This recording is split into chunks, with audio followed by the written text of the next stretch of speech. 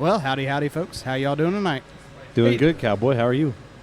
Having a blast. I'm doing good. I got to say, all 5 pigs showed up here. That's a rarity. But we are somewhere kind of special. Yeah, there's a reason all 5 is here. Yeah. No one was going to miss this one. That's right. Where are we at, Brendan? Well, of course, we were at 4 Day Ray. Yes. It's finally open in Fishers, Indiana. Yes. We've been waiting for this one. And it's awesome. We've been waiting for it to open because the place is amazing from the outside. You've been seeing this place grow up like, man, I can't wait for this to grow up. It's going to be amazing in there. And then we went to the Noblesville Brew Fest. And we we've heard actually nothing got but to try it. great things Since then. You didn't get to go I there. missed it, so ever since then, you didn't get to go, So there was no way in hell I was missing this. Yeah, I popped my cherry on that coffee blonde, and I was sold. I was like, holy shit, this is amazing. Absolutely. And I had the stout there as well that day, but holy crap, we're like, okay, we got to get in here as soon as they open. Absolutely. And it's in our backyard. Yeah. I mean, we're pretty much based out of Fishers, except Cowboy. Yeah, it's really kind of in my, nowhere near my yard. Yeah, but the other right. 4, it's right in our backyard. So, Well, we're lucky enough to have the owner and Brian Graham. And are you a brewer as well? Well, I'm a home brewer. I've been brewing for 20 years or so. Yeah. Why 4 Day and why Fishers? You a Fishers native? How did this all come about? Yeah, so I've been a Hamilton County resident since '82, but my other 3 partners, they all live in Fishers. I'm a Westfield resident. So, just looking at geography, what was going on in the economic development here in Fishers, it was just the whole package was just too good to pass up. Right. The city has been really supportive. My partners have a really good just network of people that they know in the community, and I mean, it was just a perfect marriage of pretty much everything. So, we're just really happy to be here and excited, to be part of the community. So, what started you in home brewing? You're a little bit younger than, a little older than Cowboy, but a little younger than some of us here. But I mean, home brewing wasn't big 20 years ago. I mean, I was doing a little bit of home brewing then too, but a lot of people weren't. I mean, what got you started? I'm a food guy, and when I was in college, I didn't like beer when I first went off to college, and I was the social for our fraternity for a couple semesters, so it was my job to buy beer for everybody. We were drinking Busch Light Draft. It was $8 a case. Yeah. I mean, you just don't get better than that.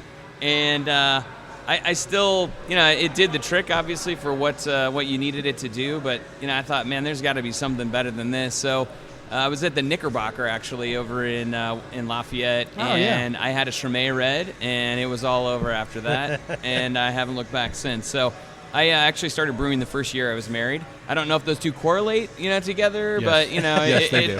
it's probably not coincidental. But we were in a 1-bedroom apartment, and actually I can say this: I did start my homebrewing career in Fishers, right over here. The Sun. It's 126 Sun Lake? and 37. Yeah, Sun Lake Apartments. That's where I was. Ground level. I brewed once in the kitchen, and Laura was like, "No way, never again." So I built a rig, and I was outside, ever since. I lived there back in '93. That's in those same apartments. Yeah, But you built a rig. You didn't start on. You had to start on a Mr. Beer, right? No, I didn't. No, I did. I did 1 liquid malt extract or 2, and I don't know. I thought, well, this needs to be more complicated, so I moved. I moved on to partial mash and all grain pretty quickly, just so that I could get the full experience and all the control over it. So that sounds very familiar. Yeah, pretty much. We started home brewing. When we started the show, people kept saying, "Oh, you guys must brew beer," and we're like, "No." So we felt kind of dumb, and we couldn't talk to brewers on the same level that they were on. So we started our own home brewing as the Blind Pigs, so that we could learn to talk to people and do things. We started with the same thing. We did one of the, whatever you call it, the elixir, whatever the hell that was. But like you said, it was super easy. We dumped everything together. We threw it in. Oh, it's done. It was kind of boring. So then we immediately moved to all grain and kind of did a step mashing type program. And that's the way we've been brewing ever since. So yeah, I disagree. I never felt dumb not knowing. Oh, I felt completely dumb. I just wanted to drink more. But I wanted to brew good beer, and I wanted to be able to say I brewed it from scratch, not from a can. Well, yeah. Right. Yeah. There's that, I guess. It's kind of like the difference between making homemade mashed potatoes and making instant. Yeah. It's still mashed potatoes, but it's not as good. Yeah. Don't start talking food with a cowboy. He's throw going to enough- argue you with throw you. enough gravy on anything, it's going to taste good. That's absolutely true. It is absolutely true. There have been some beers out there that would probably be better with gravy. This is true. So speaking of food, you guys have a pretty extensive menu here. Can you tell us a little bit about the menu and what you got going on there?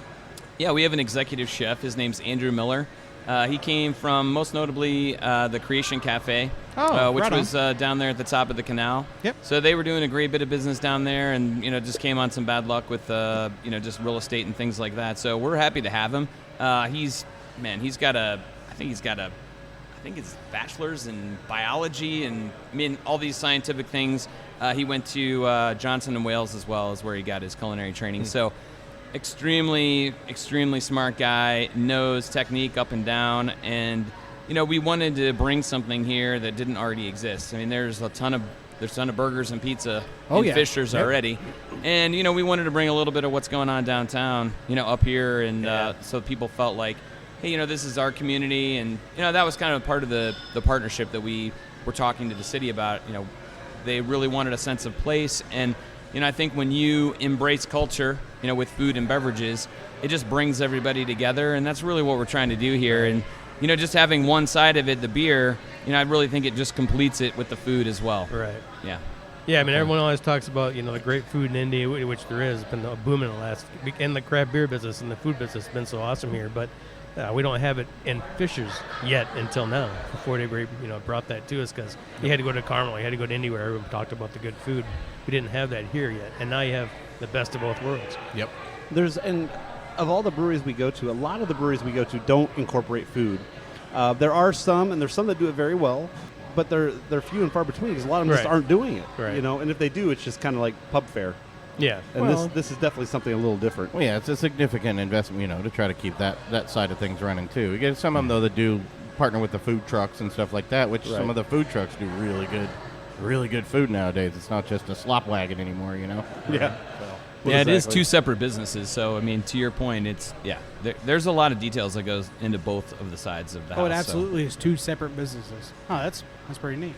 Yeah. Well, I mean, it's two separate businesses. You have the business of running the restaurant, and then you have the business of the production brewery. So they're two separate businesses coexisting in one space. In one space. Yeah, they're the same business, but it is running two businesses. It was definitely like opening two businesses, that's for sure. So now do you guys do a lot of pairings with your food? Yeah, that's one thing that we don't have on the menu right now. Excuse me. That's on the next round. When we opened with this, we knew that there would be some changes probably that we needed to make. So that's our goal for the next round when we go to do another reprinting on the menu. We're going to get some more pairings on there. We try to cook with beer whenever we can. So like our batter for our Drunken Dory, that's got the blonde in it. We've got the chocolate cake that has the porter in it. The onion soup has the stout in it. And those guys are always coming up with ways to incorporate the beer into the food. So there's probably stuff on there where beer's in it and I don't even know. So, they love coming over and, they're probably drinking a few and then, pouring some in, kind of a one for you, two for me sort of situation. But, it's definitely a creative process. And, Mitch and Andrew, they collaborate together. And so you'll see some things where, Mitch will have an idea for a beer and then they'll create something, for... whatever goes with that beer, they'll devise something to come up with it. So, that's going to be important moving forward. And it won't just be one sort of, check the box, we have a beer on there because, just like wine, not everyone likes red wine. Not everyone likes white wine. Right. So not everyone likes the porter. You should be able to come up with something else that pairs with that might, suit a couple different audiences on that too. Oh, yeah.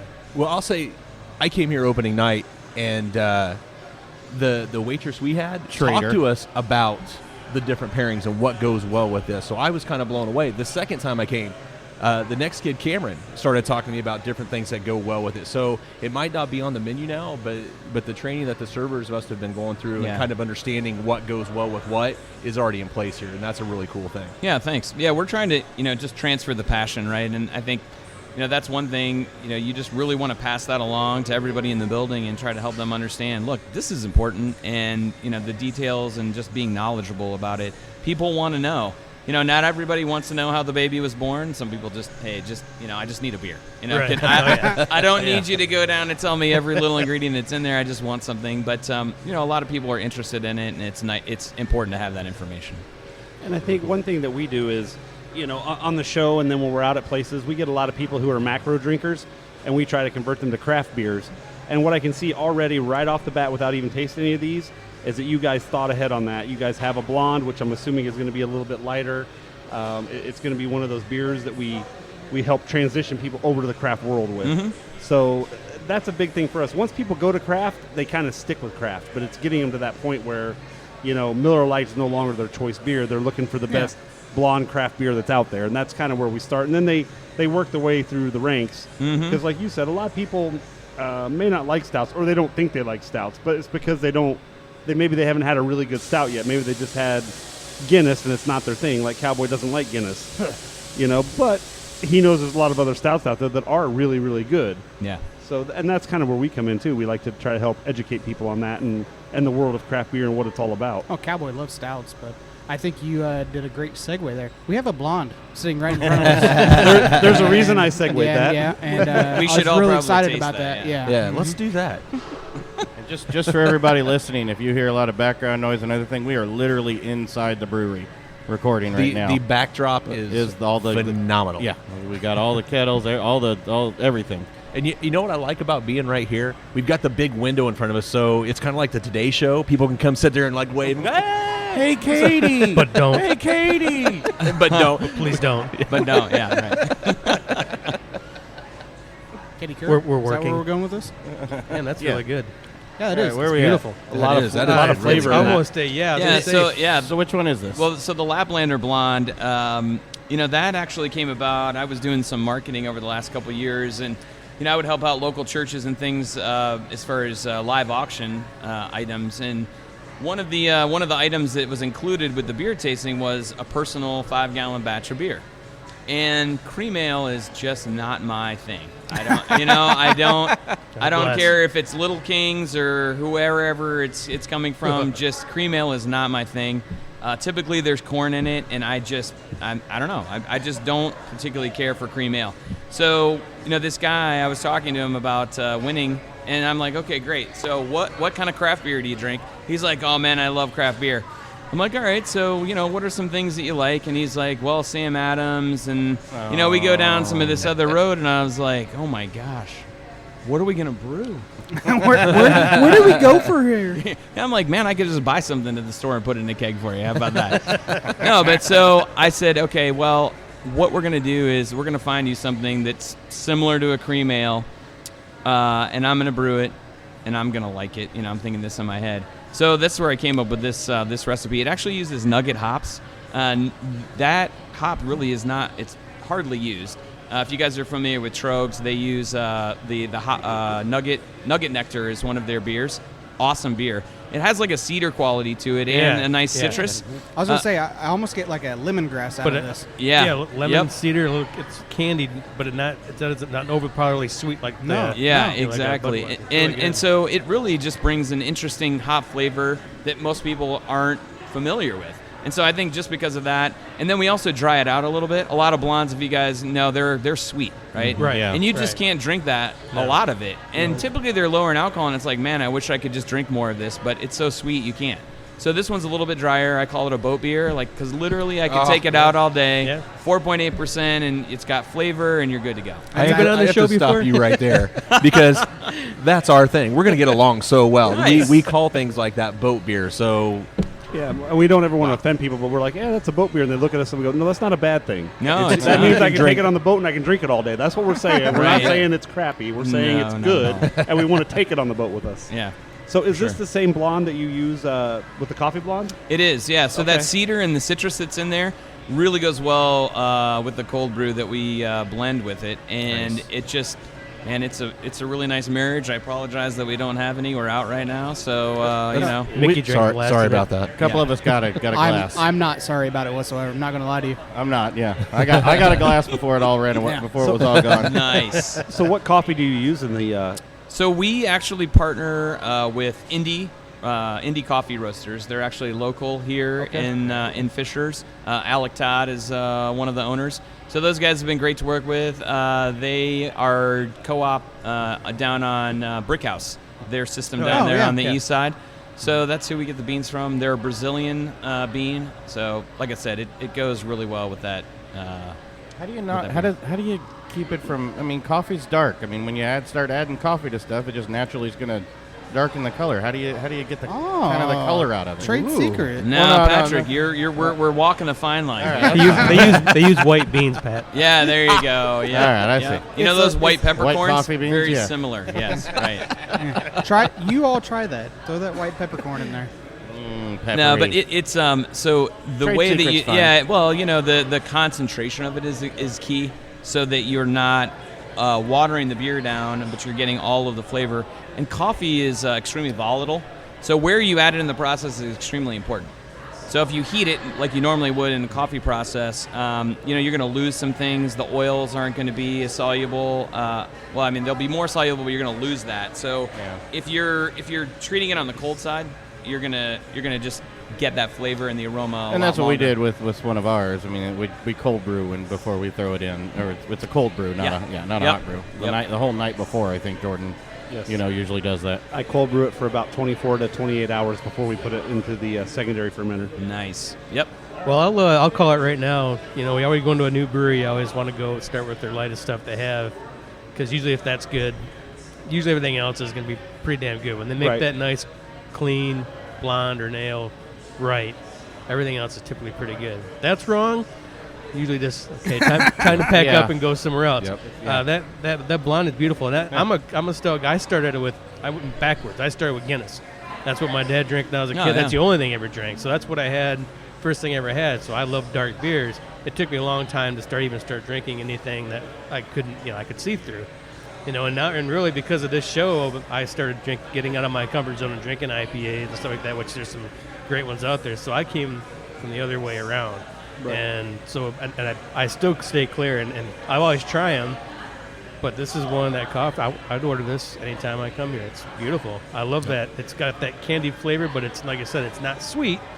The flavor's there. It's real complex. The flavor's there, but it doesn't kill you with that sweetness. It just mellows right out. It's very cleansing. It's very clean, and it's just, it's refreshing. Yeah, I guess would be the right term for it. Yeah, and like you said, a boat beer, like in the summer, man, I could just drink that. And you stuff. can have malt easy. sweetness without having it be like sweet, as in cloyingly sweet. A lot, they get it where you get it, and it's too sticky and it's sweet. And I don't want to drink a beer. Syrupy, right? Yeah, I don't. I'm drinking a beer to cleanse my thirst, not to make myself thirsty.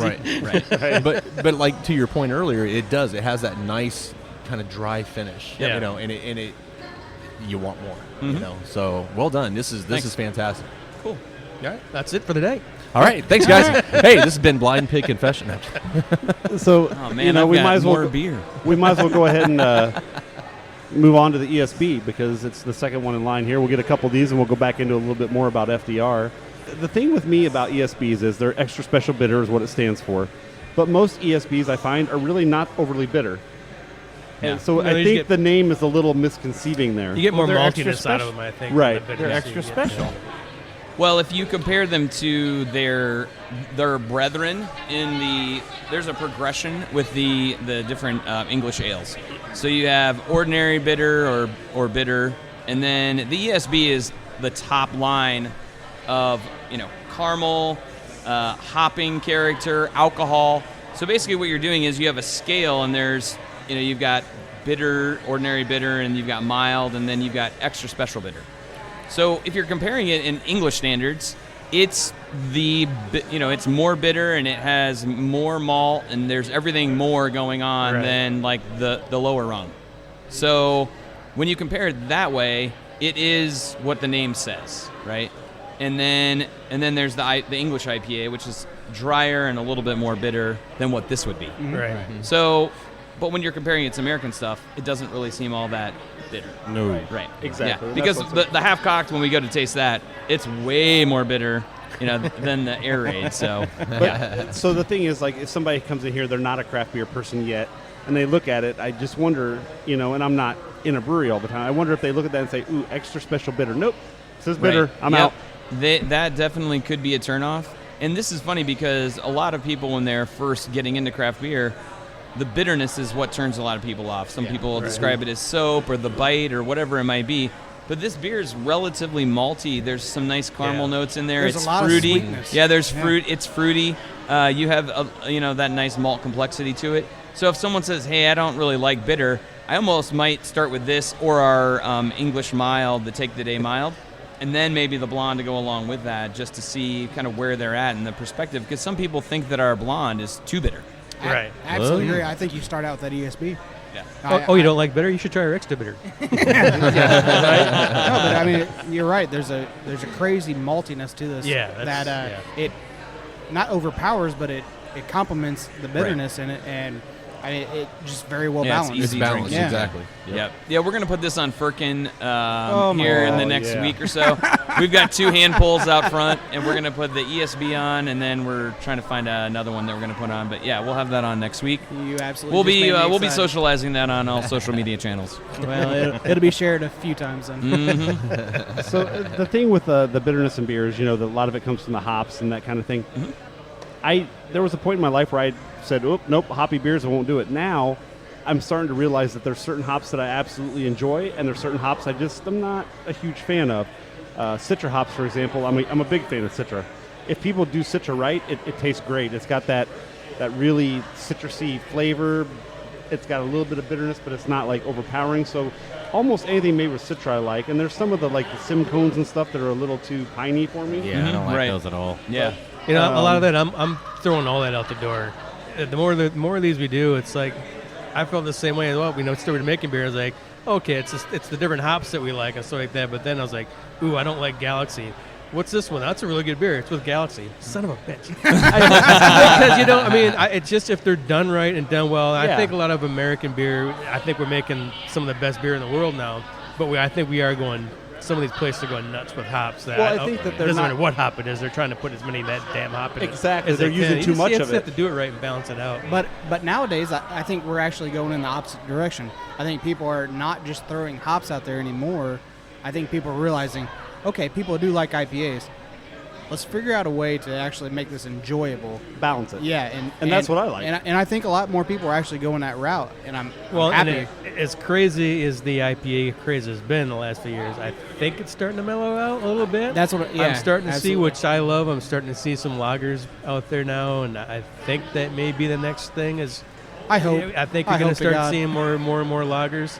Is that something you ever ventured out into with homebrewing? I know that's a difficult one. Yeah. Yeah, I've done a few lagers, not too many. Like Dortmunder is a really awesome style that I love. The guys over at Great Lakes do, I think it's Lock Tender. Yeah. Oh Yep. man, that beer is Yeah. amazing. Yeah. They do a great job. So, we'll eventually get there as we're building up and ramping up our inventory. Obviously, you guys know. Oh, yeah. It just takes longer to do a lager. Yeah. So we'll get there eventually as we add more tanks. But I would agree with you. I think people are, as they become more educated, because a lot of what people will do is they'll equate flavor with high IBUs and high alcohol. Right.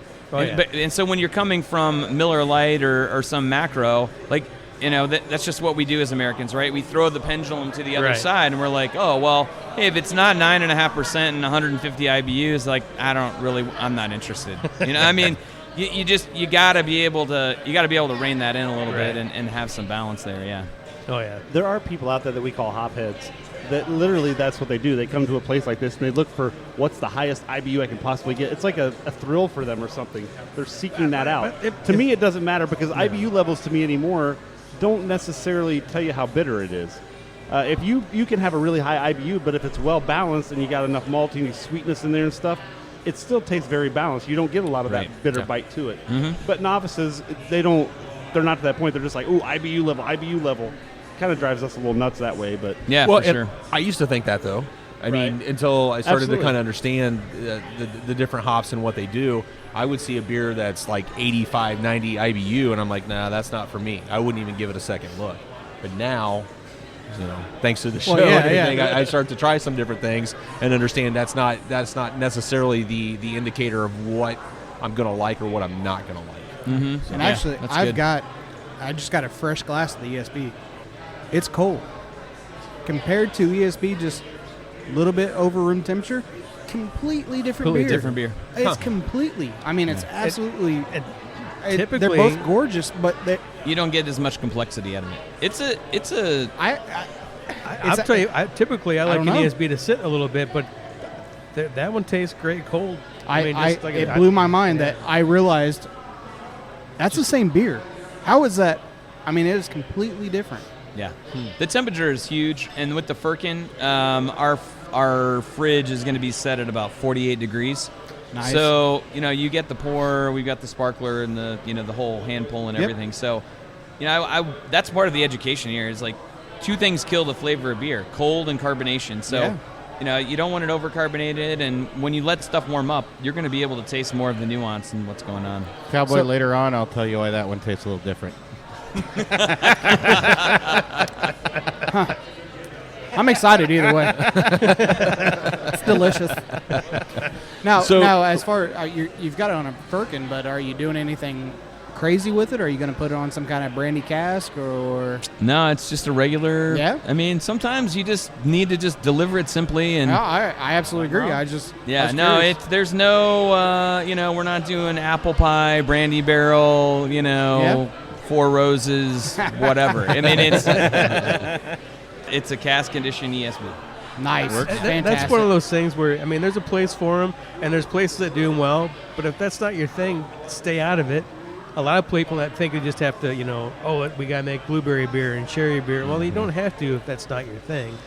You just ruined FDR's next season. Way to go. No, but I mean, there's a lot of places people are looking for that right now. The craziest beer they can find out there, and to us who respect, there's some places that make some great crazy beer. It's got to be their niche. But I mean, I still, as a beer lover, want to come into a place like 4 Day Ray and just have nice, good, clean, tasty beer the way they were meant to be, and you go from there. Yeah, absolutely. So, Brian, backing up a little bit, when we talked to you in Noblesville, you kind of went through this story, but we kind of jumped right into the beer. Did he just say a boot? A boot. A boot. It was all right. This is the last time you'll ever hear Hunter on the show. In case he has a Canadian problem. Sorry, go ahead. Cowboy has a bad really Canadian problem. That sucks. I thought you just said I have no idea. Anyway, when we were at Brewfest, we talked about the name FDR, 4 Day Ray. For those who may have not heard that, go through that story. I mean, I really enjoy this story. I think it's a really cool story behind the name. Yeah, thanks. So we're in the Nickel Plate district or Nickel Plate village down here in Fishers. And so there's obviously the Nickel Plate Railroad runs right through here. So there's some of the railroad history. I mean, Fishers became a town and a city because they were a stop. Right. So what we wanted to do is give a nod to that history. We didn't want to be steam engine brewing because that's kind of obvious and sort of dorky. Choo-choo Brewing didn't work. Choo-choo Brewing, yeah. Wait a minute, timeout. I think we found a name. Yeah, there you go. So 4 Day Ray is a railroad slang for a rail employee that habitually calls off work 1 day a week. And it's really personal for people because they can either put themselves in that spot or know somebody that, might have had a few too many and, had to call off, like all of us that probably stayed up really late last night.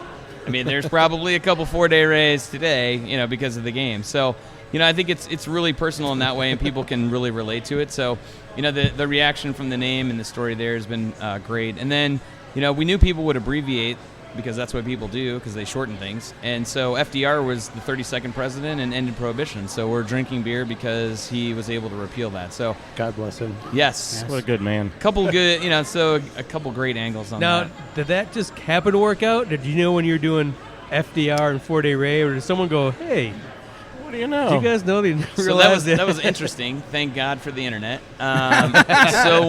So the original name for the brewery, I had to change it because there was a trademark infringement.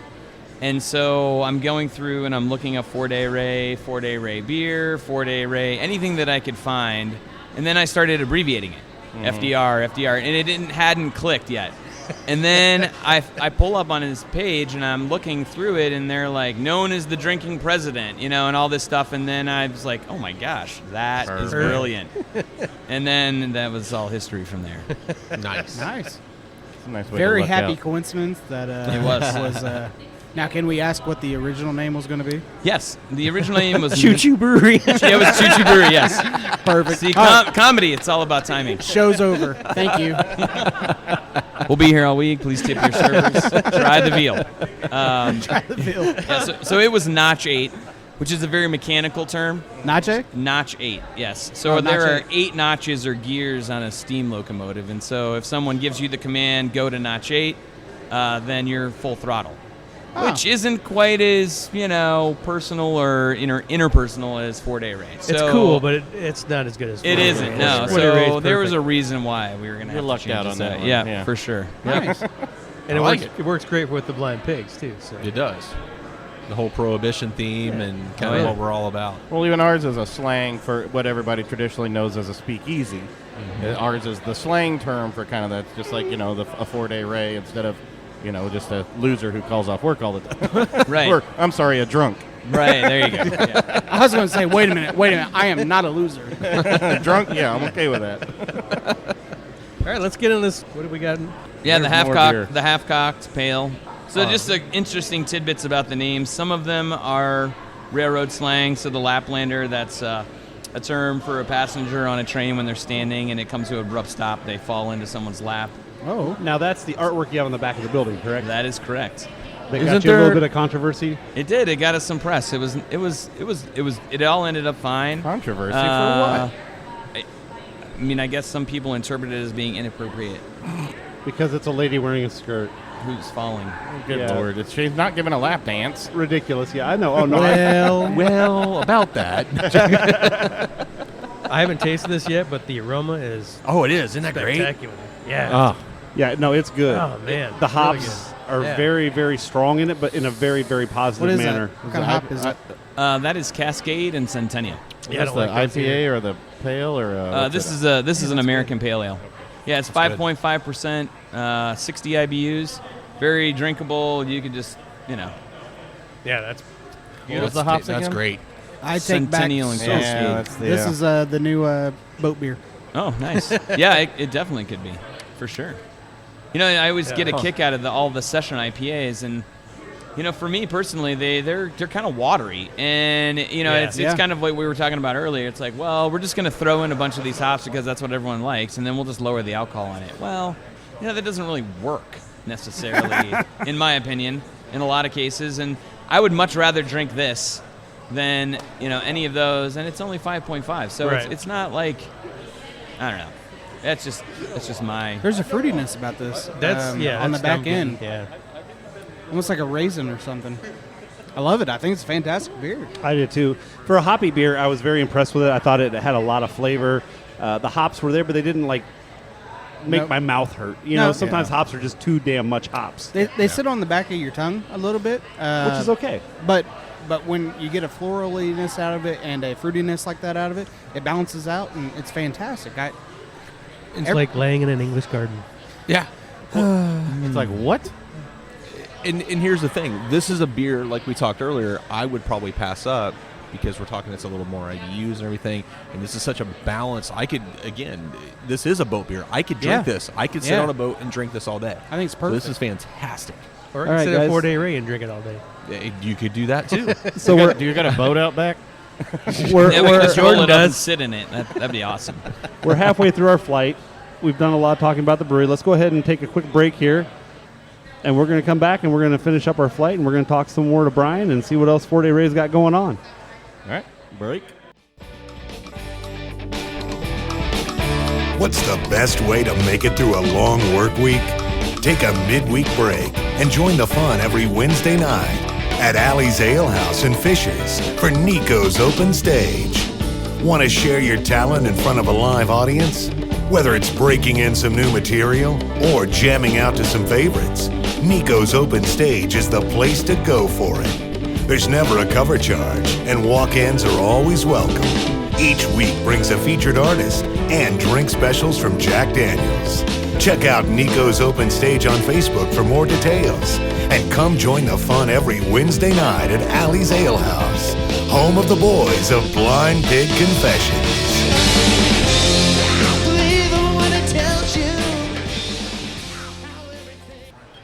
This is Brian Graham from 4 Day Ray on Blind Pig Confessions. We believe in the 3-day weekend. So, And you're back. Yes, absolutely, and we're back. What'd you call me? We got reloaded on a few beers here. We did. We had our mind blown for a minute there, Cowboy. Yeah, well, Thanks, Riley. Yeah, thanks, Riley. So when Cowboy was like freaking out because this beer actually tasted completely different than what it did when it was warm, It was. it was actually completely different. It was. Yeah, and I mean it was actually throwing me through a loop so much that I had to point it out to other people, and turned out it was just Riley. So I appreciate that, buddy. Yeah. Well, there's a Riley's reason you always stay in good. the pig pen, I guess, right? Hi-oh. But punch. We love you, Riley. If we didn't tease you, you'd think we didn't like you. He's ignoring us right He now. is. So what all do you have coming up at 4 Day Ray? I mean, you guys are new. I mean, I'm sure you guys got things booked out left and right already. Well, we're trying to, like I said earlier, open 2 businesses. So we're trying to get our feet under us at this point. Doing things like this, just trying to get out into the community and just talk about beer, I think is what we're really trying to do. Sam Cook from Sam Adams, if you listen to him talk about when he first got started, he was in bars just going from bar to bar. It's just one beer at a time. And, Right. That's kind of how we're doing it here. We just want people to experience the product. We're really about education, so we want people to understand what they like and what they don't like. I think that's just as important. It's like, well, why don't you like that IPA? Okay, well, then let's break it down so that you understand and can become an educated consumer. So, we're doing things, just trying to start here in the 4 walls, and then we're going to go out and, you'll see, festivals that we'll put on next year. We're probably going to do something quarterly on the property because we've got, the city has been great, like I said, and, eventually we'll get to where we're shutting streets down and doing, live music out there and things like that. So we've got some nice plans in the future, but right now we're just trying to take our time and make sure that we're doing it right. Make some good beer. As Yeah, far as that's right. live music goes, we will put you in touch with this weird guy named Darren. He may look really business casual tonight, but he's here. And we'll put you in touch with him. He's a great guy as far as local music scene goes. Yeah. He's not even really listening. No, he's not. He's paying attention to his phone, so never mind. I got another guy for you. He's setting up his fantasy football yeah. lineup, so. There you go. Shit. No, but I mean, it's Thursday night. I mean, this place is packed. I mean, it really and truly is, and we bring a few Yeah. people with us, but not that many. So, I mean, you guys No, are you guys are being modest. Come on. no, not at all. You guys, I mean, Cowboy's not modest. if anything, That's the last thing anybody's ever say about yeah, Cowboy. Cowboy's never been told he's modest. But I mean, you guys are packed. I mean, you guys do a really good business, and I attribute it to because everybody knows the beer. I mean, everybody can tell, like you were just saying. Well, why don't I like this IPA, and why do I like this IPA instead? It seems like you guys, or your staff here, can actually tell everybody why. Thank you. I appreciate that. Now, what about your brewers? Do you have you got one master brewer that's calling all their shots? Is it more a collective? How is that working? Yeah, that's a great question. So, Mitch Ackerman is our head brewer of operations is the title. It's funny, we always talk about titles, and master brewer, everyone throws that around similar to the way they do chef, but Right. not everyone has the qualifications of that title, right? And so, we're very sensitive about those things, and so Mitch isn't a master brewer, right? He's been in the business professionally brewing for 9 years. And we have a lot to learn. There's Right. this business. I mean, you could just it's an entire lifetime, and Oh, so yeah. we always want to remain humble and know that there's always something that we can learn. And but Mitch and I, we met online. So it was, Craigslist ad? Yeah, Craigslist ad, Oh, yeah. exactly. Yep, Fish man finder. seeking multi-mofo is the ad that I placed. Very hop forward man looking for. Yeah, very multi-balanced, to balance out Yeah. myself. Right, yeah. So, Nice. yeah, so Mitch and I, we met through Pro Brewer, and it was back in 2013. So we, kept just communication throughout the entire process, and, Mitch his malt recipes are awesome. As we'll see here with the next 3 that we're going to taste, these are all him. And I'm the hop guy, so some of the treatment that we do on that end, has been my experimentation over the years. But we're really good together as far as collaboration goes. And he's helped me take my my homebrew mind is if as he says up to production size, because it's totally different. And that was one of the reasons why I knew it was a good move for the business to have a professional that knew what they were doing, had been through the ups and downs. I mean, they were almost doing 6,000 barrels where he was, you know, previously. So he's bottled, he's canned, you know, he's seen it all. That was actually going to be towards my next question to you. You were a home brewer for a very long time. You've had to have your hands in these brews a little bit, at least. The blonde is my recipe. Fantastic. Yeah. Yep. And, you know, Mitch and I mean, like I said, we do truly collaborate together on it. He bounces things off of me. I mean, I'm a BJCP certified judge.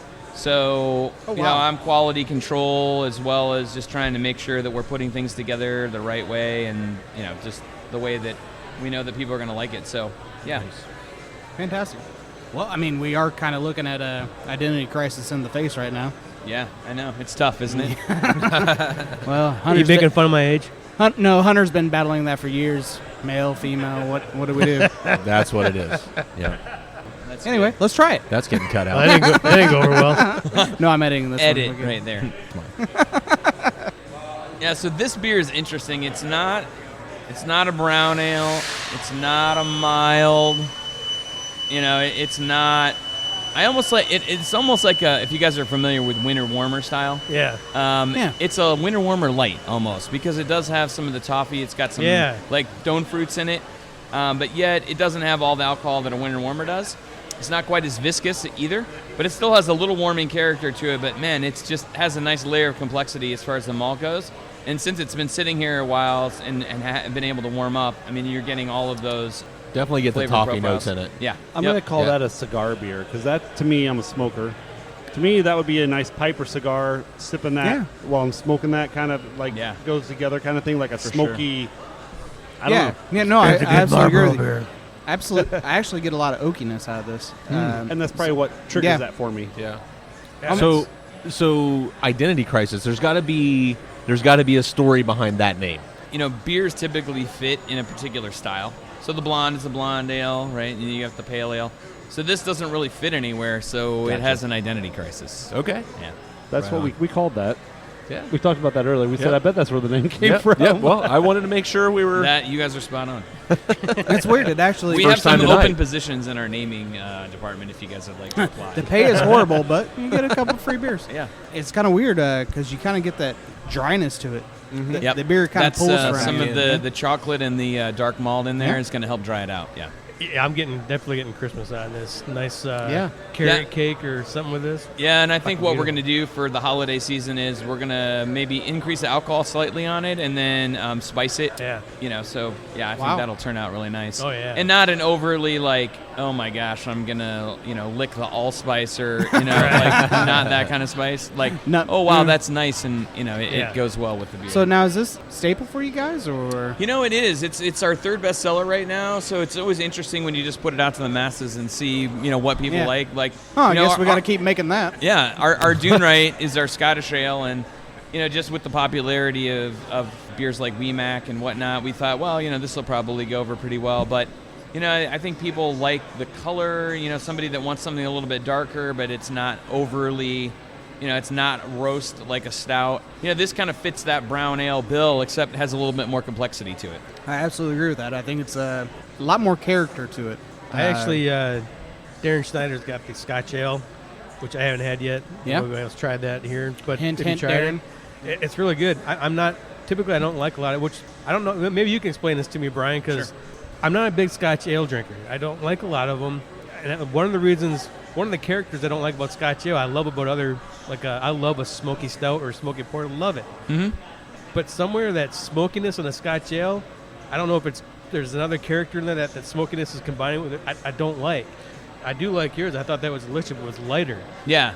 Just a real light hint of smoke, and it tastes. There's Scotch ales to me are very hard to find a good one I like. I really did like yours, but there's something about the Scotch ales that typically doesn't hit my palate right. And absolutely, me and you are on the same page a lot. Yeah, and there's usually those that I don't know if there's too much smoke. I don't know how I don't know what it is, but I love smoky beers. I love smoky. I've had some smoky pales. Except for ashtray. Yeah, no. But Scotch ales, for some reason, doesn't hit my palate right, but I love dark beer. Well, there's two different categories when you're talking about beers from Scotland. So you have Scottish ale, and then you have Scotch ale, or it's also considered wee heavy. Mm-hmm. So typically what you find, at least what I've, in my experience in the States, a lot of people will brew the Scotch ale or the wee heavy. And typically you'll see those hit the 7% and above mark. Mm-hmm. And a lot of those, there's a lot of chocolate. They can be kind of velvety or viscous, almost like motor oil. Right. Some of them will add smoke malt. And if you just went online right now, there is a heated debate on whether or not there is actually peated malt added to Scottish ales and Scotch ales. So what's your opinion on that? Personally, I don't believe that there is. Okay. There's a technique that I don't know the full history on. And it's funny because I just read this somewhere 10 years ago, and then it stuck with me in some form or fashion, but I just can't remember where I found it. But really where the smokiness comes from as far as the Scottish ales go, where you've got 60, 70, 80 shilling Scottish ale, Right. and then there's export, Right. and then you have the Scotch and the wee heavy, which are the same thing. So the Scottish ale, they would tax the beer based on the alcohol content. So that's where the shilling comes from. So the 60 is lighter than the others and so on and so forth. Ours is between a 60 and a 70. Typically, they're going to be light like that. If you guys have ever had a Bellhaven, that beer is like a quintessential. I mean, you just can't get any better example of what a Scottish ale should taste like than that beer. Especially if you can find one fresh. It's almost, it has that smokiness, but it's the Maillard reaction, and you get melanoidins in there. So it's like when you throw your steak on the grill and you get the marks, you're actually caramelizing the proteins. Yeah. And so when you have a vigorous boil, which is the technique that you use in the Scottish ale, you're going to get that caramelization of the proteins. So it's different than adding just caramel malt. Because caramelized proteins have that smoky, kind of flavor that Kind you're of used to. Because right. you know it because it's like, wow, it's familiar for some reason, but I don't know where to place it. It's grilled meat. That's no why wonder it's called. I like it. Yeah, right. There you go. Meat in a glass. I mean, Yeah. how can you go wrong with that? Yeah, absolutely. I get it now, and that's really odd. Yeah, it is. But it goes so well. It does. Yeah. And I've never known that, and that's fantastic. Yep. As far as the peated part of this, we just recently did a whiskey tasting. I don't taste any peat in this whatsoever. That was that very distinct flavor in that whiskey we did. Well, so see, and I agree to disagree on that, because a lot of times in scotches, I think in alcohol in general, I think a lot of times water plays a whole lot of effect on things. Mhm. And so like in scotches a lot, you get that muddy bog water taste. And so a lot of times when people say they describe it as peat moss, it's really not in scotches. It's actually that nasty bog water taste that gets filtered, but people describe it as a peat moss, and I disagree with that. I was saying the actual peat infused yeah. one we had at Madison's, though. And I don't pick that flavor up in this whatsoever. And that peat infused, I think it's a weird. I don't think that's actually peat infused. I think it's some weird chemical that they put into it. Well, these guys are talking about the Dune Right. The identity crisis is not what we're talking about. Okay. Yeah. There's no peat in this. Yeah. Sorry. But in the water in Scotland is going to, depending on where the beer's brewed, you're going to have, because they're going through, that water is being filtered by, those beds. And, they're burning that as fuel, and, it's used in the malting process and some of the, that's, a lot of those real, smoky scotches that you get. Yeah. They're using that peat as fuel to do the malting process. Right. They use it out of necessity back. Hey, we have it. Right. We got to burn it and off. people just were use like, it. oh, we have to have this all the time. Right. Yeah. All right, let's hit the stout. This is the happy International Stout Day, guys. That's Yeah, what I was really. gonna say. That's what we need to get Cheers into. to that. This is one of the things I loved about 4 Day. A lot of places you go into, and their stouts and their porters are seasonal. No, Ooh. not here. Not here. Love that. And that's one of the first things I seen was they love stouts and porters there. They have these things all year round. So that drew some attention to me. So much that you guys are actually doing a stout and porter yearly, but are you also elaborating on that seasonally, or? Yeah, so in the tank behind you, we have Russian Imperial Stout. Oh. And Nice. we'll let you guys taste it because it's pretty much out of primary enough to where you guys can get the idea. But Cool. So we like our names to be fun here. So we had the head electrician that was out on the site. His name's Igor. He's Russian. He drinks kvass. And so we are naming the Russian Imperial Stout after him, and so it's going to be Prince Igor.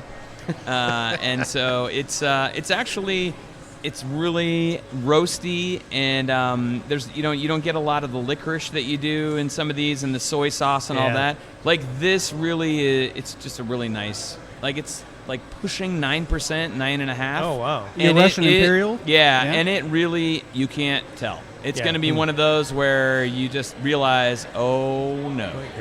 It's going to be one of those nights. Wait a minute, excuse me, how much alcohol's in this? Because 7 more. Yeah, right. I'll have 3, thank you. And so Mitch does a great job, like I said, with the malt recipes. But yeah, this stout, I mean, it's 4.8. You said you don't like Guinness, but this doesn't have. We have a little bit of tartness in this, just to kind of give it some just sort of palate cleansing. But this is really refreshing. I mean, I could drink this in the summer. Yeah, absolutely. Yeah, absolutely. You could. Guinness to me is it's actually piss poor. It's a cheap stout. I think. I know you disagree, but I think that it was introduced to America at a time that we didn't really have any other stouts. There's 1,000 times better stouts out there, just in America. I mean, just in America. Not saying overseas or anything like that. We have so much better stouts than Guinness. Why would you drink that? And at a time when I first started drinking, Guinness was the thing to drink. And I had it, and I was like, oh my God, if this is what all stouts taste like, I don't want it. Yeah. But I fell in love with stouts, obviously, real close to right after that. And I was like, okay. It's just nobody understood that there's different things out there than, Guinness. That's because that's being pushed down your throat. I think Guinness is a piss poor beer. I really do. I'm sorry, and I know I piss a lot of people off by that. I don't think it pissed people off. Just look at you funny. Yeah. Yeah. And this is CO2 as well. It's not nitro. Yeah. I mean, we're putting our nitro in here, so we'll have it on nitro and CO2. Mitch and I preferred CO2. The nitrogen suppresses the gases in there, and everyone talks about Guinness being a meal in a glass. Yeah. Well, the nitrogen suppresses the gas, so that's what makes you feel bloated. But it's funny. I will tell people, well, I'm sorry, but that Guinness is it has the same amount of body as a Miller Lite. They're like, no. And I'm like, yes, it does. Growing up, that was my drinking Guinness, and I was like, no, I can drink more of these Guinnesses than I can drink of that damn Busch Light that you're drinking. I'm sorry. Yeah. It's not that's why they made it. It wasn't overly filling. That's why they made Guinness. That's why it came about. So guys could go to the bar and drink a lower volume alcohol, with something but with flavor. With flavor and stick around. And I do love Guinness. I think it's amazing. And to me, it's what stout should taste like. I love their extra dry or their extra bitter in the bottle. Oh yeah. On tap. And to me, this is a lot of places now. Stouts and porters kind of intermingle. You can't tell them apart anymore. Half the time I don't know. That stout tastes just like a porter. I mean, it's hard to distinguish anymore. Absolutely. But to me, this is what a stout should taste like. It's got that delicious. It's got that dry bitterness in the back. Yep. Beautiful. There's nothing overpowering. You can taste the chocolate notes, but they're not overpowering and malty. And I love porters. I love porters and stouts, but they have a distinctive taste. Yeah, or they should. They should. Right. There should be a difference between the two. You should be able to tell them apart. It doesn't have a lot of stouts if they're milky and chocolate. No, that's a porter. Keep it what it is. This is beautiful. I love it. It's got just enough smokiness on the front and just enough tartness in the back. I think it's a fantastic beer. It's a really, really solid beer. It's really light, like you said. You CO2. Yep. Thanks, guys. You didn't nitrous it. I mean, it's a fantastic beer. I could drink this all day long in the middle of summer. I don't think he wants to nitrous. Are you calling it a boat beer? Yeah, nitrosing. We're gonna get the balloons out. I know. I said. You said nitrous. I know it's not nitrous. No, but it's nitro, actually, nitrogen. If you start nitrous in this, we're going to have a lot of funny time. It would be awesome. Can we do laughing gas? Oh, I see. I see what I did. Whatever. Can we do that instead? that might be a, Maybe that we might be should a come new back one to next try. week and find out what that looks like. I mean, I think that'd be really fun. Yeah, I'll have the black balloon, please. Yeah. And you already named it. You got a black balloon stout. You get your beer with a side of whippets. I don't know what happened in the 5 minutes I went to the restroom, but I like it. All of a sudden, we're doing whippets, and I'm really excited. I didn't know he left. No, people talk about boat beers. I always talk about breakfast beer for some reason. Yeah. Not that I drink every day in the morning, but No, not every day. Wait a minute, time out. when I get a beer I can have in the morning, and that stout, and it's got that nice coffee hint to it, and you get a little bit warmed up a little bit, and that complexity comes through. But that's one of those. Oh, I could get up in the morning and crack one of those, and I taste a lot of coffee in the stout once it warmed up, yeah, The coffee's really there. yeah.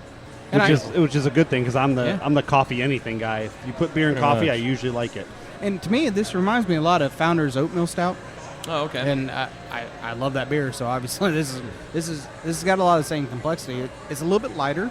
Yeah. Because there's no oatmeal in it. It's Yeah. gonna Yeah. get It's that gonna be a mouthfeel. lot lighter. Absolutely. Yeah. Yep. But this, I mean, same thing. I mean, it's one of my favorite beers in the world, but yet I get to drink a lot more of that. So it's a Absolutely. win-win. So we got one more beer to go. It looks like we got the Brick Arch Porter to go, That's right. which There I've you already go. actually had a glass of, so I can talk about it without even having to sip the sample. But Hi-yo. look, they ran out of coffee blonde. I had to switch to something. Good choice. But I do get a lot of coffee in the porter as well. Yeah. a very strong amount of coffee, which is again a good thing for me because I'm a coffee guy. So And yet, it's got those nice chocolate, it's nice chocolate. bitter chocolate overtones, Very and it's velvety. smooth and velvety. Velvety, yeah. That you're not gonna mix this up. That's a porter. You're not gonna get if you drink enough beer, you're not gonna. Hey, is that a stout? No, that's a porter. It's nice and velvety it's and got smooth. the smoke in there too. and Just that's enough that's, smoke. Yep. That's one of the one thing I hit that. Wow, that's got a really nice there's smoky. we just throw a little bit of smoke malt in there just Not to much. give it the Yeah. kiss Yeah. at the end, Yeah, right. and it Yep. just sort of Yeah. like It's like a nice. It kind of It's like a lingers nice- there, yeah. Like a nice tasty burp afterwards. The Yes. smoke comes back up. It's like wow, that's really good. But honestly, I mean, it fits. It fits very well. That's, I don't think- that's a very good way of saying it. I'm pretty sure he's never heard said that beer tastes like a nice, tasty burp. It's good the second time around. Yeah. So now, I That's mean, delicious. we'll go back and talk about this. But what is your go-to beer? I mean, you drink here a lot. Yes, I do. I mean, you're going to go up there and pull your handle. What are you pulling? It depends on what time of day it is. Hey, Cowboy. I'm gonna What? pull my handle. That's usually before I come to work. Your wording, man. Your wording tonight. he asked that question a lot. I don't. We I all three don't looked get at it. each other like, what? I don't get it. Yeah, he does. Yeah, he does. He gets it all the I time. think But, I mean, that's real- a different podcast. Is it? That's the podcast. I don't know. Maybe it's not. No, it's usually our second That's our podcast. second Oh, okay, right. Hopefully, you want to stick around. Yeah. after the flights. Yeah, that's the There new we one. go. So I mean, really, truly, I mean, you're a lot like a lot of us here. I mean, we don't. I'm not a stout guy. I'm not an IPA guy. I'm not any kind of guy. I'm a beer guy. Hi-yo. That's was that funny? Yes. All right, Yes, I'm just laughing. I don't know.